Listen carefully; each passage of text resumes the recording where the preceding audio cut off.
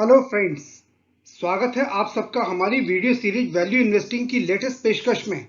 जैसा कि आप सब जानते हैं, इसमें हम फोकस करते हैं उन कंपनीज पर जो कि फाइनेंशियली मजबूत होते हुए भी रेगुलरली परफॉर्म करते रहने के बावजूद कई बार अंडर वैल्यूड होती हैं। ऐसी कंपनीज बेहतरीन इन्वेस्टमेंट अपॉर्चुनिटी पेश करती हैं। दोस्तों, आज हम बात करेंगे कांची कर्पूरम की। ये कंपनी कौन है, कहां से आई है, क्या करती है, इसका वर्तमान क्या है, भविष्य क्या है और उसके बारे में हमारे ओपिनियन क्या है। आइए इसे डिस्कस करते हैं। कांची कर्पूरम, जैसा कि नाम से पता चलता है, कांची तमिलनाडु में बेस्ड एक केमिकल सेक्टर की कंपनी है जो कि सिंथेटिक कैम्फर प्रोड्यूस करती है। कैम्फर के अलावा डाइपेंटाइन, गम रोजिन, पाइन ऑयल वगैरह इसके कुछ और प्रोडक्ट्स हैं। कंपनी का मेन प्रोडक्ट कैम्फर है जो कि लगभग 80% योगदान करता है इसकी सेल में। ये वही कैम्फर यानी कि कपूर है जो कि हमारे घरों में हवन पूजा में इस्तेमाल होता है। इसके अलावा इनके products health care, lifestyle, paints, tyre, rubber, paper industry में भी काम आते हैं। आइए थोड़ा सा कैम्फर डिस्कस करते हैं कि ये क्या होता है। कैम्फर दो तरह का होता है, नेचुरल कैम्फर और सिंथेटिक कैम्फर। नेचुरल कैम्फर बनता है कैम्फर वुड ट्री से। ये पेड़ आमतौर पर जापान, ताइवान और वियतनाम में मिलता है।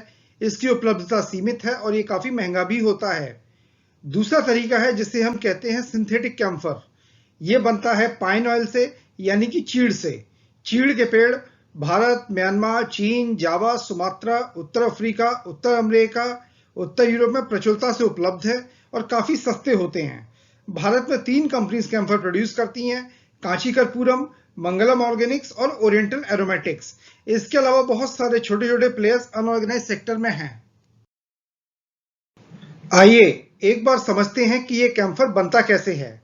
आपके सामने कैम्फर का प्रोडक्शन साइकिल है। जैसा कि आप देख रहे हैं, पाइन ट्री से टर्पेंटाइन ऑयल निकलता है। टर्पेंटाइन ऑयल से विभिन्न प्रोसेस से गुजरते हुए आईएसओ बोर्नियोल, आईएसओ बोर्नियोल से क्रूड कैम्फर और क्रूड कैम्फर से कैम्फर बनता है जो कि फाइनल प्रोडक्ट होता है। इस कैम्फर के 2 ग्रेड होते हैं। टेक्निकल ग्रेड जो कि 93 से 94% शुद्धता लिए होता है जो कि पूजा में इस्तेमाल होता है। फार्मा ग्रेड 98% शुद्धता। कंपनी की प्रोडक्शन यूनिट चेन्नई से 70 किलोमीटर दूर कांची शहर में स्थित है। इसकी वर्तमान में प्रोडक्शन कैपेसिटी है 110 मीट्रिक टन पर मंथ। पिछले 2-3 सालों से ये कंपनी अपनी 100% कैपेसिटी पर प्रोडक्शन कर रही है। कैम्फर इंडस्ट्री में बूम देखते हुए कंपनी अपनी क्षमता 110 टन पर मंथ से बढ़ाकर 550 टन पर मंथ कर रही है। ये एक्सपेंशन जून 2020 तक पूरा हो जाना चाहिए था, पर कंपनी ने बीएसई को 13 जुलाई को एक लेटर लिखा जिसमें उन्होंने बताया कि कोविड-19 एवं लॉकडाउन की वजह से इसमें कुछ डिले है और वो उम्मीद करते हैं कि दिसंबर 2020 तक वो इसे पूरा कर पाएंगे।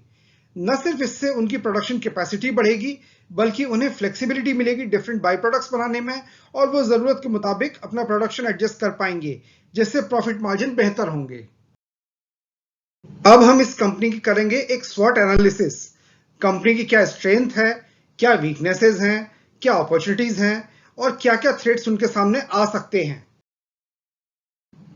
कंपनी की पहली स्ट्रेंथ है एक्सपीरियंस प्रमोटर्स। कंपनी के मेन प्रमोटर हैं सुरेश वी शाह।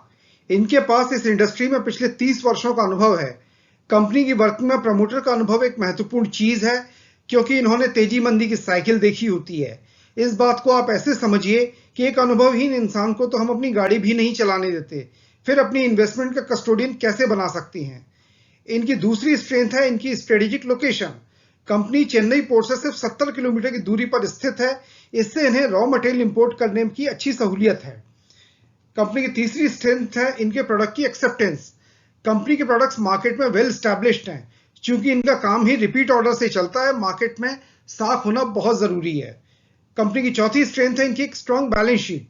कंपनी की बैलेंस शीट काफी मजबूत है जो कि कोविड-19 का जो वक्त है, जो लॉकडाउन का पीरियड है, निकालने में इनके काफी काम आएगी और लिक्विडिटी क्राइसिस से निकाल पाएंगे। पहली वीकनेस है पूरी कैम्फर इंडस्ट्री में एक बूम का दौर चल रहा है। कैम्फर बूम को देखते हुए सारे प्लेयर्स अपनी कैपेसिटी बढ़ा रहे हैं। हालांकि इस समय डिमांड पर्याप्त है, फिर भी शॉर्ट टर्म में मार्जिन्स में हम प्रेशर देख सकते हैं। दूसरी जो दिक्कत समझ में आती है वो है इसमें इंस्टीट्यूशनल लो होल्डिंग है।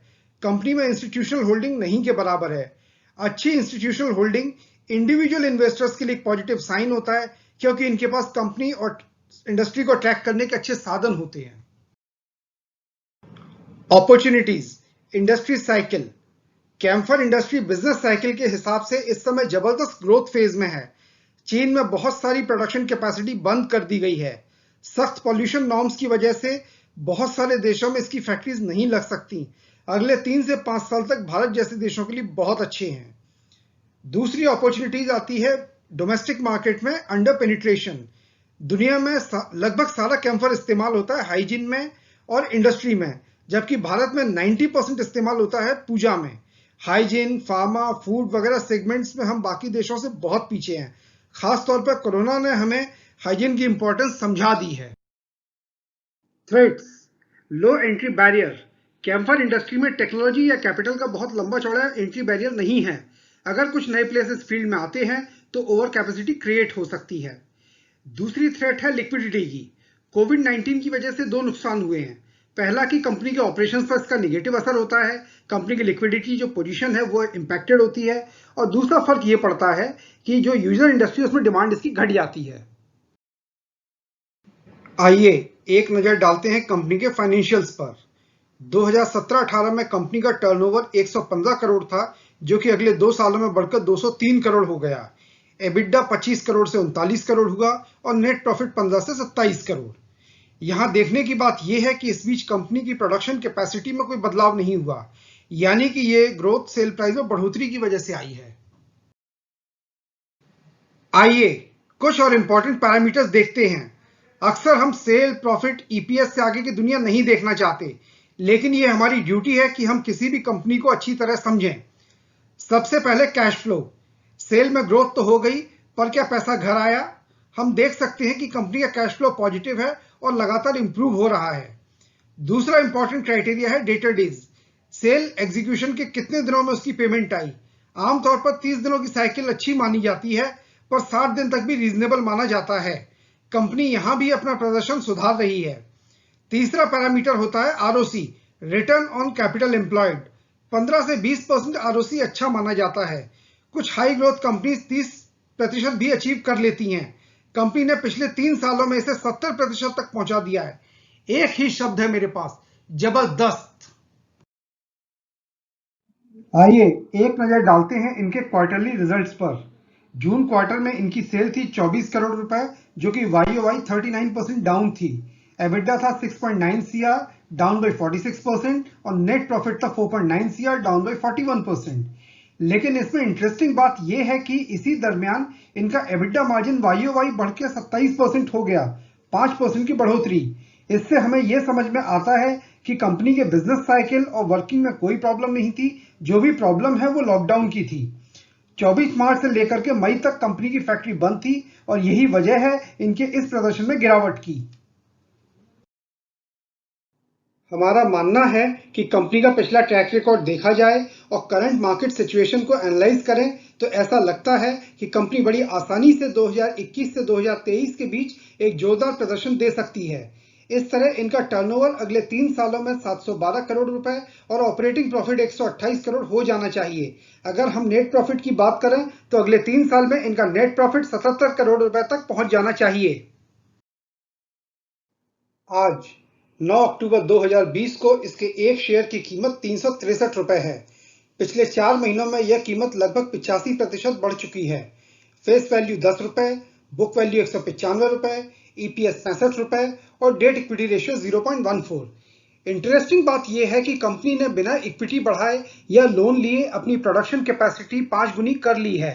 एक इन्वेस्टर को इससे ज्यादा क्या चाहिए। दोस्तों, ये प्रयास था एक कंपनी को उसकी वर्किंग, मैनेजमेंट, वैल्यूएशन को समझने का। पूरी कोशिश की गई कि इसमें ज्यादा टेक्निकल नंबो जंबो की जगह आसान भाषा में एक इन्फॉर्म डिस्कशन किया जा सके। इस एनालिसिस का उपयोग कीजिए अपनी रिसर्च में। इन्वेस्टमेंट संबंधी डिसीजन आपके अपने हैं। हम अपने प्रयास में कितने सफल रहे, प्लीज अपने विचार शेयर कीजिए, जिससे कि इन्हें और बेहतर किया जा सके। अगर आपको ये कोशिश पसंद आई, अगर आप चाहते हैं कि ऐसे और वीडियो हम बनाते रहें, तो प्लीज लाइक, शेयर और सब्सक्राइब कीजिए।